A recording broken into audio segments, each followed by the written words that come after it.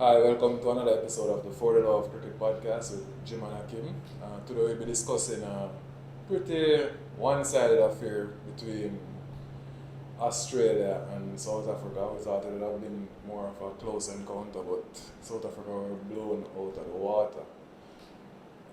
Sorry, Australia were blown out of the water. South Africa batted first. They got 311 from their 50 overs, losing only 7 wickets, and Australia only made 177 all out. Your thoughts on the game? I think South Africa played a very good game. I think they batted well. We spoke yesterday in the preview for the game about players or who would be the player to watch. You said Quinton de Kock as someone who would attack the new ball, seeing how the pitch has been difficult in prior 50 over matches, and he did just that in this game. He got a very good century, second consecutive century in the World Cup. He got support throughout the South African innings, got support from Bavuma, got some support from Rassie van der Dussen, and then Aiden Markram got a half century, and then the innings was finished off by Jansen and Klaassen. I think South Africa batted fairly well, and I think the Australian batting effort was tame. There were one or two decisions that were contentious. Steve Smith probably, Marcus Stoinis probably, but I think South Africa bowled very well. I think Rabada was good, Ngidi was good, and Maharaj was very good, in my estimation. I think Australia let South Africa off the hook. You can't drop 6 catches in an international game. They dropped Bavuma on 20, dropped him again on 30, and most importantly, they dropped Markram on 2. Yeah. And that really set them back. Outside of that, it was a very good innings by the Cock, as I said, and he was ably supported by the middle order, who added some impetus to the innings towards the middle to the close of the innings. Yeah. I thought South Africa would have gotten 360, but we said yesterday that it was really a pitch it was really a game that would have been determined in the first 20 overs. Yeah. You have to set the tone early because it's a tricky wicket, and a soft ball and a tricky wicket can be difficult to score. So Australia's bowling effort, I think they have 3 new ball bowlers. Yeah. They don't have a third seamer. Yes, Pat Cummins is probably will go down as one of the greatest fast bowlers that we have seen in this game, but in white ball cricket, especially in Asia, he struggles. He does. Yes, that same immaculate length that gets him so many wickets in Test cricket doesn't really. It's really in the slot in one-day cricket, and the ball isn't shifting. It's not swinging. It's not seaming. He's just bowling basically throwdowns, and he's not that fast again. He's no longer express. He's just about 85 miles an hour now. Yeah, he's fast, medium. Fast, medium. At that length, is the same hit me in Asia. As usual, Hazelwood bowled well, sorry. That same length that we spoke of for the India game, that Bumrah bowled, just flying over the half stump, that is Hazelwood's natural length, and he shifts it around from there. He has a new ball, so whatever movement is to be exploited. Is to he be would really, benefit from yeah, it. he would get it. Stark does what Stark now does. He didn't pick up a wicket, but He picked up towards as in the new ball spell. In the new ball spell, no, it was just pretty easy going for South Africa. Australia's batting effort. But before you go to the batting effort, I want to talk about the spin bowling from Australia. I think that Glenn Maxwell was fairly good. He picked up 2 wickets for about 34, 35 runs from his spell. He got Temba Bavuma out, hitting out into the deep. and then he got Quinton out after he got to a century trying switch hit reverse sweep kind of shot. Outside of that, I think that some spin was on offer from him, and he saw that and he bowled fairly decent lines, good pace on the wicket, and it was a decent effort, a holding sort of effort. What you'd expect from a spin bowling all rounder really. 10 for 2 wickets, 10 overs, 34, 35 runs is a pretty handy spell. Adam Zampa again, disappointing. Only picked up 1 wicket. He got Rassi van der Dussen out, caught at long on. He was on the go, but overall, I think it was probably 9 overs for 70 runs. It wasn't the greatest effort. 10 overs for 70. 10 overs for 70. Going at 7 runs and over here didn't seem to create that much pressure. Not a lot of dot balls, not a lot of wicket taking deliveries, and it looked like another toothless spell. Continuing throughout the World Cup with Zampa as the main spinner, this Australian team will struggle. They will struggle. It was something that we spoke about in the preview, and it really came to the fore here today, especially bowling to a number of right-handed batsmen. De Kock got a century, but he still had some overs left after De Kock got out. But I think it was a disappointing effort in my estimation. So, Well, in my eyes, Zampa isn't the leading spinner of the team. Their leading spinner is a part-time spinner. It's Glenn Maxwell. And if they're expecting Glenn Maxwell to do this in another 8 games, 7 games, yeah. that is difficult. I'm sure he can turn up. If he does this 4 more times out of the next 7 games, Could have had a brilliant World Cup with the ball. Well, Zampa went at 7 and Captain went at 8, so difficult day for them. I actually think Australia, they don't really have a clear plan Yeah, as there's to how no they plan. want to There's play. no plan. I think how they turned up to the World T20 2 years ago and won by luck. They started with Mitchell Marsh at number 3, dropped him, then brought him back and he did well for them. That was pure luck, and I think that win really justified how they approach limited overs tournaments, where they just turn up and say, we are very, very talented. Mm-hmm. When our talent comes together, we will overcome whatever is put in front of us. And that showed that lack of preparation, that lack of planning was shown in how the handling of Kerr. Yeah. Kerr started the tournament 1 game. I don't know if they saw England do it with Moeen. They saw Pakistan do it with Fakhar Zaman and hope it would have worked for them. It really doesn't show any clear thought of how they plan to win. First of all, the first game they were beaten by spin. This time they were beaten by seam. They brought Inglis in because he's a good player of spin, a better player of spin than Kerr. Kerr actually averages 20 against spin in international cricket. Yeah. And Inglis is closer to 40. Not from a large sample size. And then he got out the pace. Beauty by Rabada, right? It was a very straight ball. In my estimation, it was a nothing ball. The ball did absolutely nothing. The ball started off stump, pitch off stump, hit off stump, and Inglis played around it. Played inside. He played inside it. In my estimation, Alex Carey is a better player than Josh Inglis. That is how I feel personally. I don't believe that you go into a World Cup tournament, you select. Generally, when a team is selected, you pick your best 11 players and you pick a squad of 14. I don't believe that you go into the tournament with Alex Carey starting the tournament and after 1 game, you drop him. If he's in your best 11 and he is the man that you see as your wicketkeeper batsman to play in these conditions, you have to give him some sort of support. He has been struggling with the bat recently in international cricket, but that being said, it does nothing for his confidence here if you pick him and drop him after 1 game. I believe that he should have played at least the first 3 or 4 games of the tournament, and then a decision should have been made based on his form. Removed from the team today, and the man that came in did not make much of a difference. So Australia have a number of questions to answer. He didn't even face a spin, he was brought into bat. Australia's innings, a struggling 46 from Marnus Labuschagne.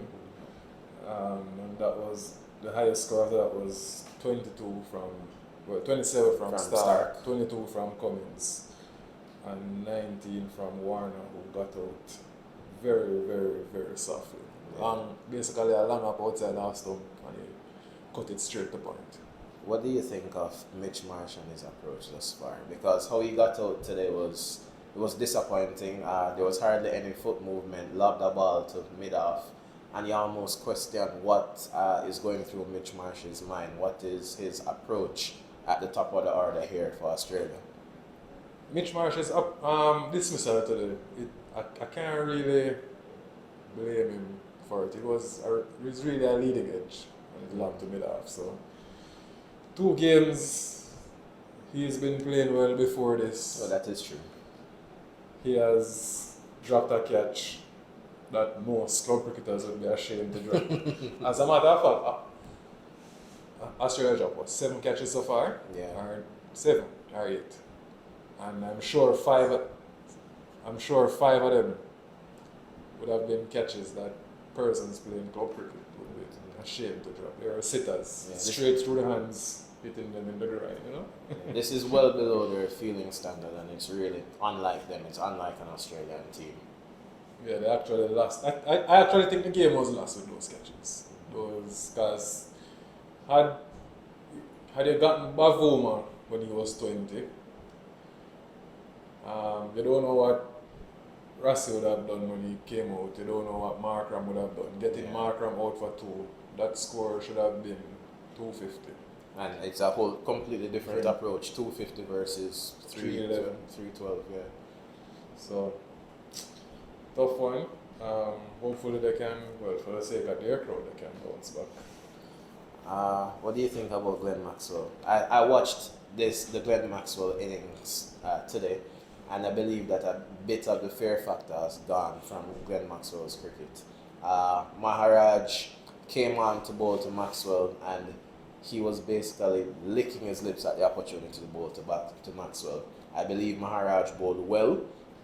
He bowled with good control, good flight, but he got some spin as well, which is not something that he generally does. But when you look at the approach of Maxwell and just looking at the matchup and the contest before Maharaj got him out, it looked as if he would have gotten out on any single delivery. Maharaj had him in a spin. There was not much foot movement from Maxwell, and he was struggling to even get a single. He got 3 of 18 deliveries, I believe, before he got out. And he got out very softly. He got a leading edge, a ball that pitched on about leg stump or outside leg stump and chipped it back to the bowler. But Maharaj was basically toying with him before he got him out. I thought it was just a bowling team that has a side 4 down for 40. Yeah. And he knows the wicket would have spun. And it was just bowlers having the tails up at that moment. And I'm sure Maxwell would have felt like the world was coming down at that innings. Because he was playing on his inside edges. Yeah, inside edges of Rabada. He was struggling. He was struggling. Rabada was in a spell. He was. His tail was up in this game. He was in a spell. It was just difficult when Maxwell got out. In the 16 over, score was 5 for 65. So it was a tough batting effort for the entire team. Labuschagne had a number of inside edges as well. Yeah, so. His approach, he seemed as if he was confused as to how he would have approached it. They lost a number of wickets early. At what point it looked like he was just trying to bat some time, just trying to pick up some singles. He got a bit of momentum towards the latter part of his inning, and then he just got out. But this is the second game that Australia has failed to score 200. For the World Cup? For the World Cup, yeah. The series before against South Africa, they failed. They scored 200 a couple of times. 111 for 1, all out for 180. Another point. Australia Australia's bowling approach. I heard one of the commentators saying that it's as if Australia were of the mindset we can let them make 300 and I think we'll get it.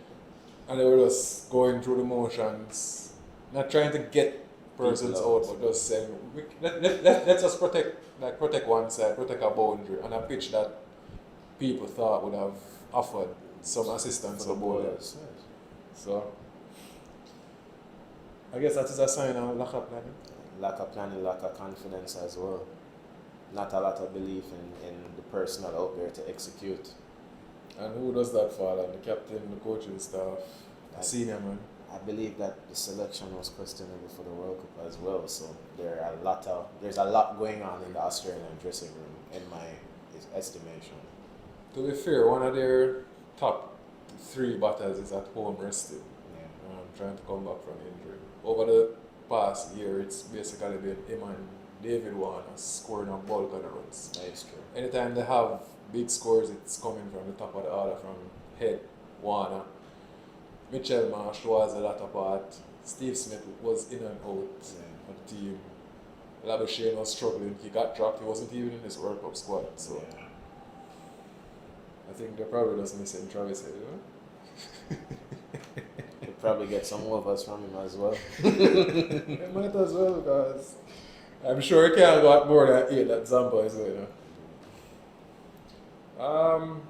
The way forward for South Africa, keep going like a truck, like the well-oiled machine there. Yeah, they have hit a good run of form. The batters are in form. They will be greatly encouraged by the form of Quinton de Kock. He looks like he's up for it in this World Cup.